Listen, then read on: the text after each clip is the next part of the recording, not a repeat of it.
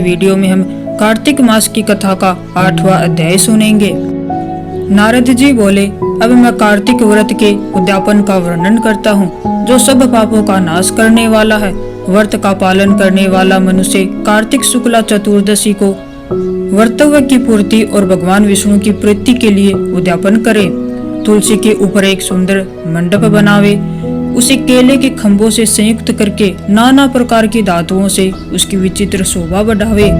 मंडप के चारों ओर दीपकों की श्रेणी सुंदर ढंग से सजा करके रखे और उन्हें फूलों तथा चवर से सुसज्जित करे। द्वारों पर पृथक पृथक मिट्टी के द्वारपाल बनाकर उनकी पूजा करे। उनके नाम कुछ इस प्रकार हैं: जय, विजय, चंड, प्रचंड, नंद, सुनंद। उन्हें चारों दरवाजों पर दो दो के क्रम स्थापित करके भक्ति पूर्वक पूजन करना चाहिए। तुलसी की जड़ के समीप 4 रंगों से सुशोभित सर्वोत्भद्र मंडल बनाना चाहिए और उसके ऊपर पूर्ण पत्र तथा पंचरत्न से संयुक्त कलश की स्थापना करनी चाहिए। कलश के ऊपर शंख, चक्र, गदाधारी भगवान विष्णु की पूजा करनी चाहिए। भक्ति पूर्वक उस तिथि में उपवास करना चाहिए तथा रात्रि में गीत, वाद, कीर्तन आदि मंगलमय आयोजनों के साथ जागरण करना चाहिए। जो भगवान विष्णु के लिए जागरण करते समय भक्ति पूर्वक भगवत संबंधी पदों का गान करते हैं, वे सैकड़ों जन्मों की पाप राशि से मुक्त हो जाते हैं।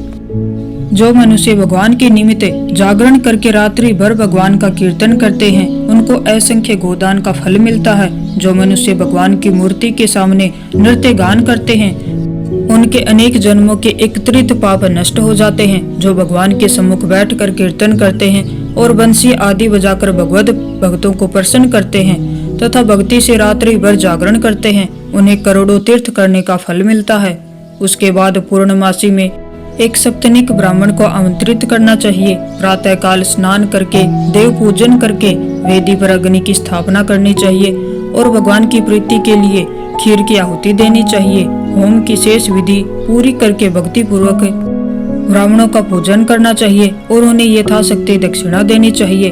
फिर उनसे इस प्रकार क्षमा प्रार्थना करनी चाहिए: आप सब लोगों के अनुकंपा से मुझ पर भगवान सदैव प्रसन्न रहें। इस व्रत को करने से मेरे 7 जन्मों में किए हुए पाप नष्ट हो जाए और मेरी संतान चिरंजीवी हो। इस पूजा के द्वारा मेरी सभी मनोकामनाएं पूर्ण हो। मेरी मृत्यु के पश्चात मुझे अतिशय दुर्लभ विष्णु लोक की प्राप्ति हो।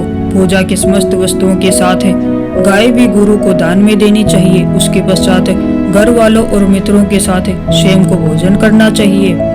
भगवान द्वादशी तिथि को शयन से उठे, त्रयोदशी को देवताओं से मिले और चतुर्दशी को सबने उनका दर्शन एवं पूजन किया।